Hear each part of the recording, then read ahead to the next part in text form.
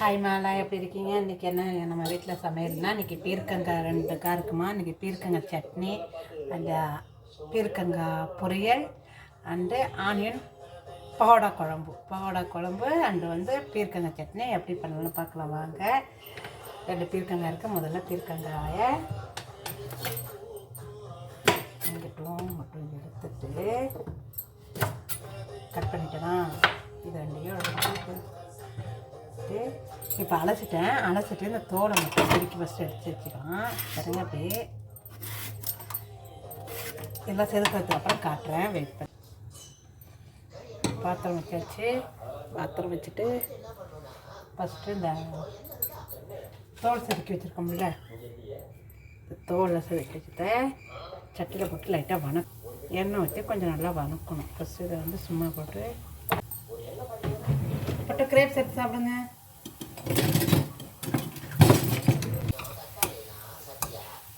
இதை வணக்கிட்டு அதுக்கடையில் நம்ம ஒரு வெங்காயம்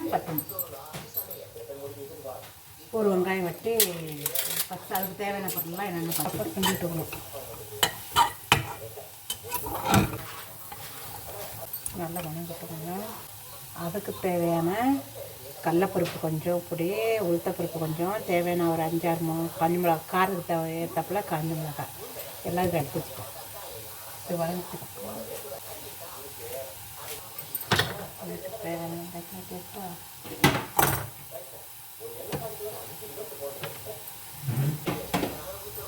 வச்சு அது கடையில் இந்த காய் இருக்கா, பீர்க்கங்காய், அதே தான் காய் பொரியல், இது சட்னி, எனக்கு 2-3 சாப்பாடு. இது நல்லா வணங்கி அது கொஞ்சம் ஊற்றணும்னா கொஞ்சம் வணங்க நல்லா கொஞ்சம் எண்ணெய் ஊற்றி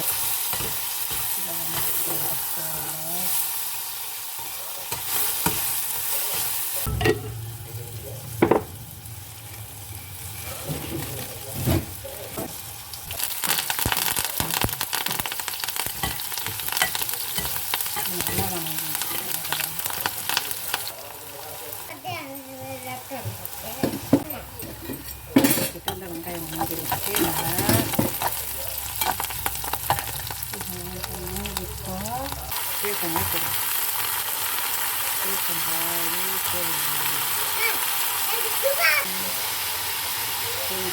என்னென்னா கடலப்பருப்பு, உளுத்தம்பருப்பு, காஞ்ச மிளகாய் வச்சுக்கப்பட்டு வணக்கிட்டு அதில் ஃபோன் பண்ணிட்டு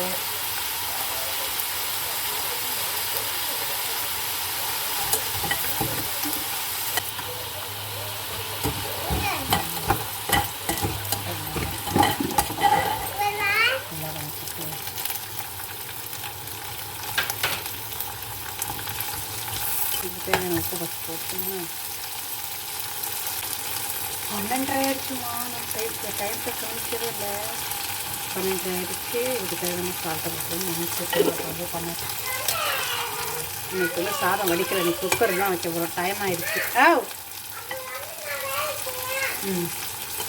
பட்டு வேலை செஞ்சுட்டு தான். ஆமாம், பட்டு விளையாண்டுட்டு இருக்கேன்.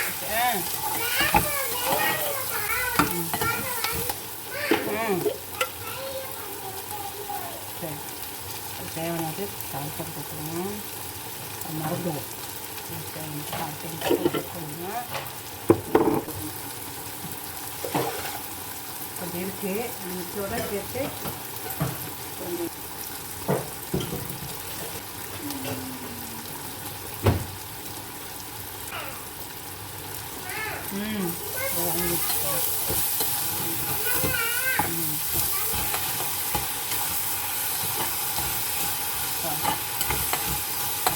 நல்லா காயை தோலை செதுக்கிட்டு அதுக்கப்புறம் தோலெல்லாம் எடுத்து அலசிட்டு அதை எண்ணெயில் வதக்கி எடுத்து வச்சுட்டு அதுக்கப்புறம் எண்ணெய் ஊற்றி கொஞ்சம் காஞ்ச மிளகாய், கொஞ்சம் கடலப்பருப்பு, உளுத்தம்பருப்பு, அப்புறம் பாருங்க இந்த சைஸுக்கு புளி கொஞ்சம் அதே போட்டுருவோம். அப்புறம் நல்லா ஒரு மிக்ஸி போட்டுட்டு ஏற்கனவே வதக்கி வச்சுட்டோம்ல அதையும் அதோட போட்டு கலக்கணும். அதையும் போட்டு இப்போ மிக்ஸ் பண்ணணும் நல்லா. உப்பு, காரம், புளிப்பு எல்லாம் சேர்ந்து அது சுவையும் கொடுக்குது. இனிப்பு மட்டும் தான் போடணும், உணவு வச்சு போட மாட்டேன். ஸ்வீட் மட்டும் தான் இல்லை, மற்றபடி புளிப்பு கலந்து சட்னி. இது வந்து சாதத்துக்கு சுடு சாதத்துக்கு சூப்பராக இருக்கும். இட்லி, தோசை எல்லாத்துக்கும் இது காம்பினேஷனாக இருக்கும், நல்லாயிருக்கும் சாப்பாட்டுக்கு. ட்ரை பண்ணி பாருங்கள் இந்த மாதிரி சட்னி. சரி, வெள்ளைப்பருப்பு கடலப்பருப்பு வச்சுருக்கு பிடிக்கல அப்படின்னாக்கா கடலப்பருப்பும் துவரம்பருப்பு, கடலப்பருப்பு உளுத்தம்பருப்பு போடாமல் வெறும் வெங்காயம் தக்காளி போட்டு வச்சு சாப்பிட்டாலும் இட்லி தோசை சூப்பராக இருக்கும். Taste super. நான் இது வந்து மத்தியானம் லஞ்சுக்காக நான் செஞ்சுட்ருக்கேன். இந்த இவங்க நல்லா குக் ஆகிட்டாங்க. மஞ்சள் உப்பு, சில்லி பவுடரை போட்டு வைக்க வேண்டியதான். ரெடி. சரிங்களா? இது தேங்காய் வாங்க. இப்போ வந்து தாளிக்கலாம். இப்போ வந்து சட்னி அரைச்சாச்சு. சட்னி அரைச்சிட்டேன். கொஞ்சமாக எண்ணெய் ஊற்றிக்கும். என்னோடய ஸ்டைலில் பண்ணுறேன். உங்கள் ஸ்டைலில் யாரெல்லாம் ட்ரை பண்ணி நீங்கள் உங்கள் டேஸ்ட்டை எனக்கு கமெண்ட் பண்ணி சொல்லுங்கள். இல்லை நாங்கள் வேறு மாதிரியே பண்ணுவோம்.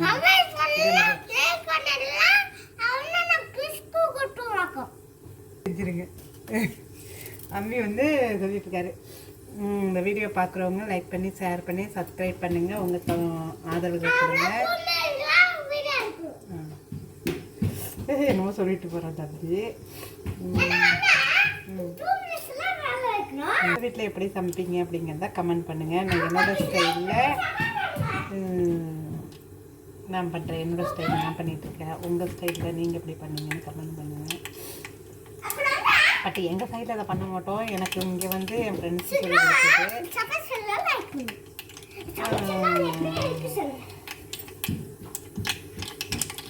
இது மோஸ்ட் ஆஃப் ஆந்திரா ஸ்டைல்னு சொல்லுவாங்க. ஆந்திராவுக்காரவங்க எனக்கு சொல்லி கொடுத்தாங்க இந்த சட்னி வகையெல்லாம். ரொம்ப வருஷமாக ஆச்சு இதெல்லாம் பண்ணி, ரொம்ப நாள் ஆச்சு. இப்போ தான் பண்ணுறேன் இன்னைக்கு. அப்புறம் கருவேப்பிலை போட்டு, காஞ்சி மிளகாய் போட்டு, அப்புறம் சில்லி போட்டு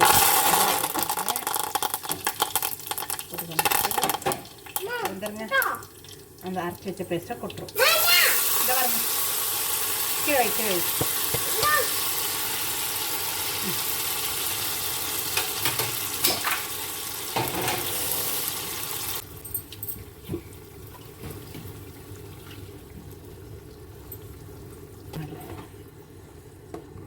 சுண்டை விட்டுட்டோம்னா, நல்லா சுண்டை வச்சுட்டோம்னா இது வந்து ஒரு மாதம் கூட வச்சுக்கலாங்க. அந்தளவுக்கு நல்லாயிருக்கும். ப்ளஸ் வச்சுட்டோம்னா நல்லாயிருக்கும். ஏன்னா புளியெல்லாம் சேர்த்துருக்கோம். அது காய் பொரியல். வெங்காயம் ஆனியன் குழம்பு, பகோடா குழம்பு வைப்போன்னு நினச்சேன். அதுக்கு டைம் ஆயிடுச்சு. அதான் வட்டி வச்சுட்டேன். சட்னி ப்ரோக்ராம் நினைக்க சமையல் என்னக்கா.